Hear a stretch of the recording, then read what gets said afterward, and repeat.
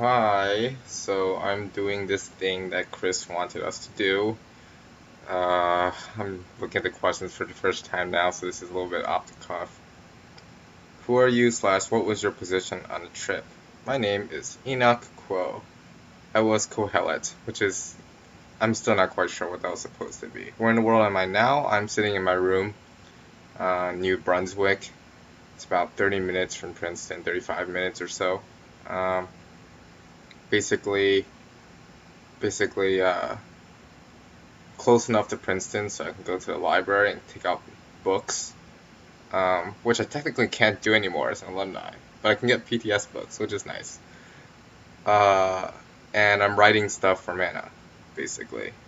Working on right now on an ST meeting on environmental justice. Pretty exciting stuff. Um, Show off your current outfit. Okay, I'm wearing what I'm about to go to sleep in, which is like shorts and stuff, so I'm gonna skip that. Uh, what was the last thing you ate? It was a bag of sour cream and onion chips, Lay's. This is lying around. I didn't buy it, but uh, the landlord said like if there's stuff lying around, you can eat it, so I ate it. It looked good. All right, give us a funny face of your choosing and explain the emotional psychological motivation behind it. Funny face of choosing. I don't know what's a funny face. Motivation, pretty much this question. I don't think I would do that otherwise. Yeah. Alright, what have you been doing since going back from the trip, generally speaking? As I was saying, I'm working a little-ish, like, for Mana. Basically, I've been sitting around and reading lots of books right now. I'm reading this book.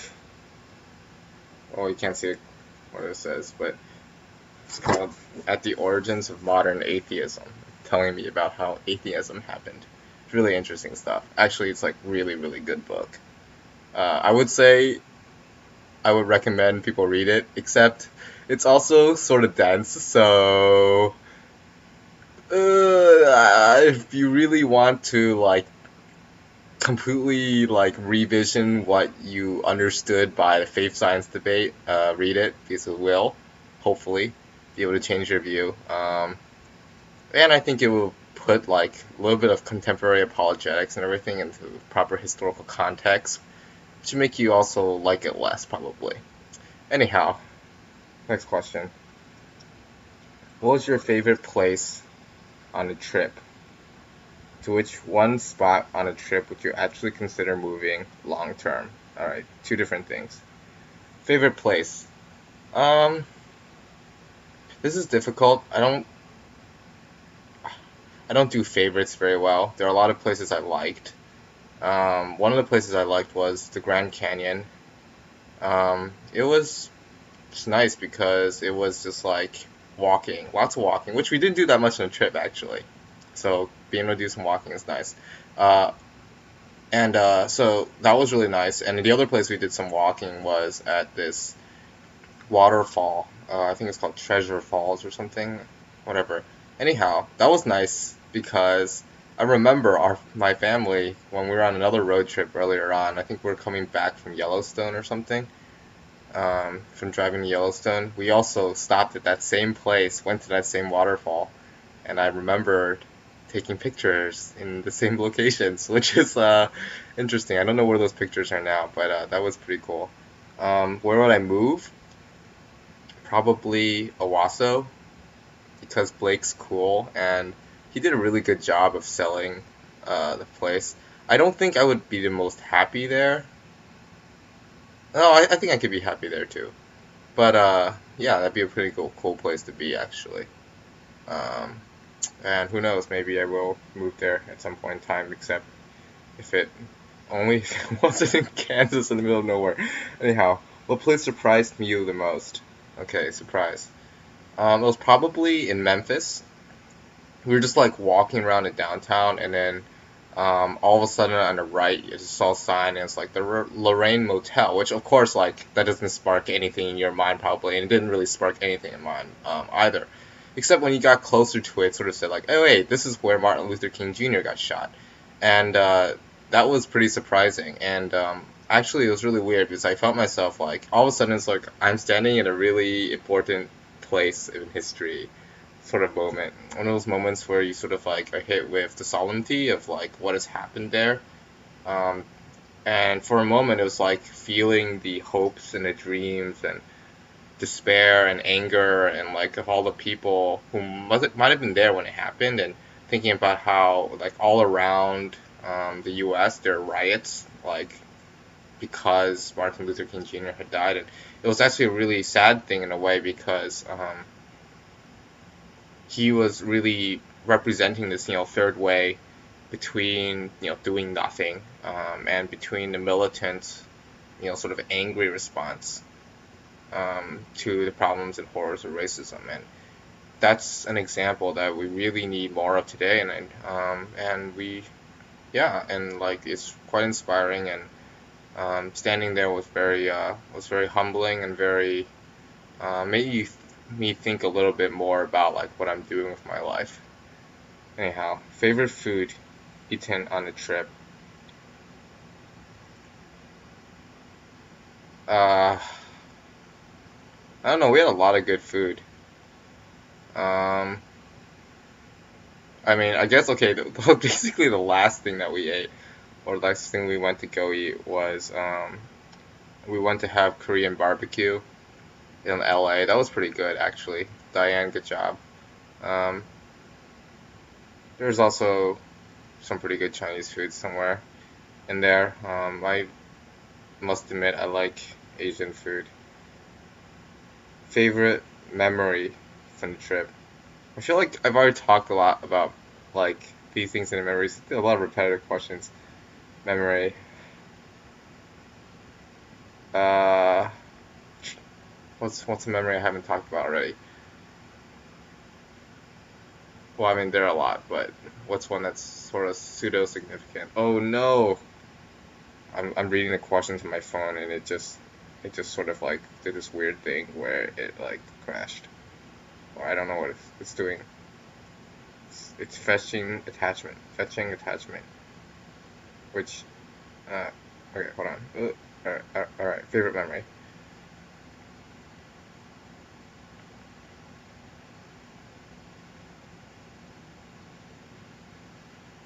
Uh, okay, I won't say it's a favorite memory, but it's a memory. No, no, no, I won't talk about that.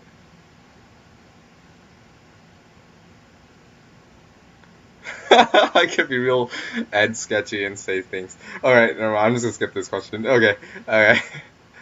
Who of our members surprised you the most on this trip, and why? Who? This is really difficult because I was surprised by multiple people, and most is difficult to measure. Uh,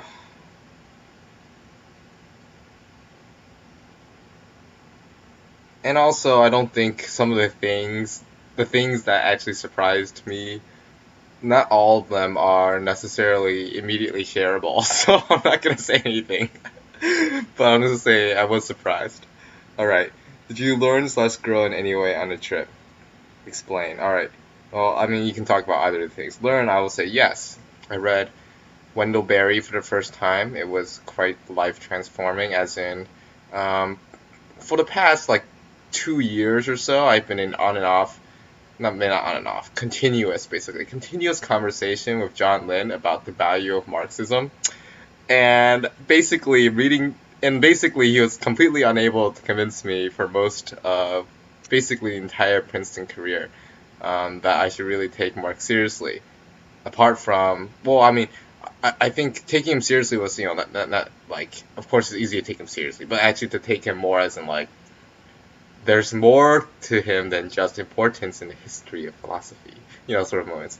And basically, I read this book, and for the first time, I saw someone who, while not explicitly Marxist, was presenting a vision of life that actually made a lot of sense and fit very well with the Marxist critique, which Marxists have typically had a lot of problem explaining, like what the world looks like without capitalism and like whatnot. And Wendell Berry actually does a really good job of pointing forwards to like concrete things that people could be doing right now, and should be thinking about doing, and the ways we can change the way we're thinking about things, and basically just a lot of things that really could aim that forward. So what John couldn't do in 2 years, although he did do a lot, as in made me consider it, because if I hadn't had all those conversations with him, I wouldn't have had quite the transformative experience that well, it wasn't really transformative, but what happened when I read Wendell Berry for the first time, basically. Yeah, okay. Any other last words? Um, Last words is sort of sad. I don't really want to say them. Anyhow, I have a blog. So, okay, that'll be my last words. It'll be my last words, so it'll point you to more words. Which is, I just started a blog. I pretty much a couple days ago. Has 2 posts on it now. Maybe I'll have more by the time this video comes up. And I'm pretty excited about it, actually. I haven't blogged for a while, and this is more of an attempt, actually, not to blog personally, but to blog and practice my writing, to improve at writing, and to sort of share my views on life with more people, which is sort of what I've been surreptitiously doing via my Facebook posts. Although more of those Facebook posts haven't really been sharing my views. They've been just more putting things that I found interesting, even if I disagree with them, actually. Very often I do disagree with some of the things I post, but I post them anyway because I think they're worthwhile reads. Like, the blog is a sort of expansion of that experiment on Facebook. The Facebook posts and links will continue, so if you want cool articles throughout your week, subscribe to my Facebook. And if you want to read my thoughts on some of those things and my thoughts on things in general, and especially a lot of stuff about Christianity, what it means today, how we should go forward with it, how faith and science sort of work, which is the big project that I'm working on now. It'll probably take me a couple more years before, actually, to be honest, before I get to any sort of close to a tentative conclusion on that. But have a lot of great ideas right now that I'm working on fleshing out, and that'll be probably can see some of that on there.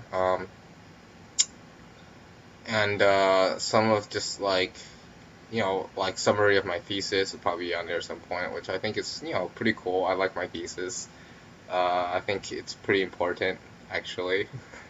I think other people have done the similar work, but